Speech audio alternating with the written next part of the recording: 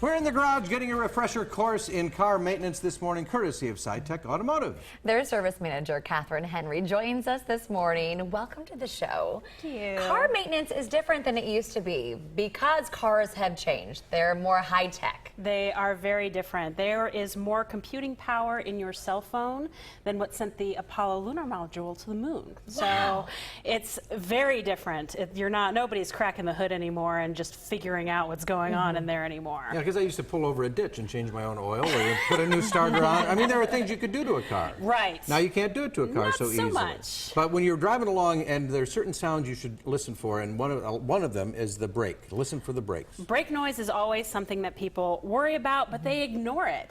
So I have for you here, I've got a brand new brake rotor, and then I've got one that I pulled off a car last week. As you can see the difference here, this one is nice and smooth, it's shiny, it's beautiful, and this one looks like something horrible happened to it. When brakes get low, this is the brake pad that came off of it. It has these little points in it that dig grooves into your rotor. And as it gets worse and worse... That's the sound we're hearing. That's the sound you're hearing. And inside, this is a brand new brake pad. Inside there's a little tooth in there. And when it gets low, it starts grinding against the rotor. It makes a squeaky noise. Okay, it's called a brake indicator. So how dangerous is it to be driving around with brakes like this? It's definitely not good, and you're going to know it because as the brake gets bad, it starts to warp. It makes little waves in it, and you're going to feel pulsation in your brake pedal. Your steering wheel's going to shake. And other when things you're can go trying to wrong stop. too. If you don't fix it, then other things, bigger ticket items can start to go. Exactly, and of course, the lower your brakes go, the lower your brake fluid goes, and your stopping power goes way down. But I do want to stress, the brakes don't stop your car.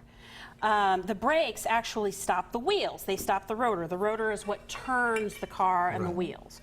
The tires are what stops your vehicle when you're pushing on the brakes. And then when you get this, take this to the Diva of DIY and she'll make a plant out. It'll be lovely. Now you're talking about your car speaking to you, listening for those sounds. When you see the change oil light come on, people sometimes wait a while to get it done. Why do you need to do it, and how important is that? The oil is the lifeblood of your car. It's what keeps you going. And if you don't change it, then the car is running on dirty blood. It's like your kidneys are shutting down. So you definitely want to get in. You want to come in for those 3,000-mile services, or if you have fully synthetic oil, it goes up to 10,000 miles.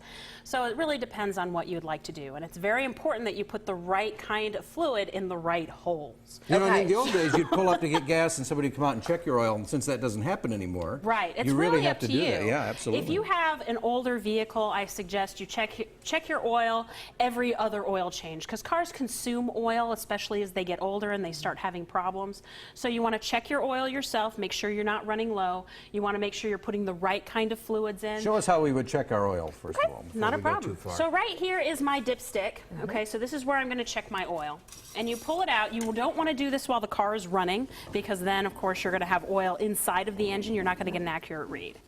Okay, so you're Will going we to... always be able to figure out what the dipstick is in there? You should be able to. Yeah. It's usually the only one that's going on in there. Some of them are broken. You might have to get a new one. But it has these two little dots on there, okay? This is the add dot, and sometimes you have a line, sometimes you have a dot.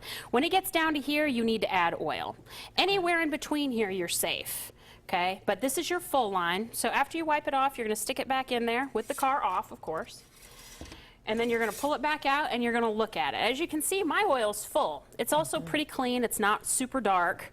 Okay, and the darker the oil is, the dirtier it is, and it means it's cleaning gunk out of your engine, which is not good for it. Can you change your oil when the engine's warm, or should you always have it be cool?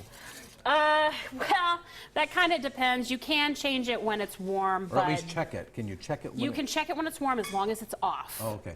And then also coolant. Why is that an important issue that we make sure we know those levels? As long as your coolant is full, you should be good. You should never lose coolant. If you are low on coolant, you have a leak somewhere. Okay. Your coolant is going to keep your engine cool, and it's going to keep it from damage. Where's that at? Where's that? The coolant for my bottle is right here. Okay, and you'll be able to see that. Usually it's got some kind of reservoir cap on it. It'll show you. But every car is kind of different. Sometimes they're off to the side. But anytime, if you guys need to know where it is, you can stop in at your local mechanic. They'll be able to show you where to put it in. Perfect. It's great to learn it. For everybody, every age should kind of figure out what's happening with their car. And you can take this car care class, this Saturday in Raytown and learn so much more than we had time to show you here. Yeah, I look forward to it. Thank you very much. Excellent.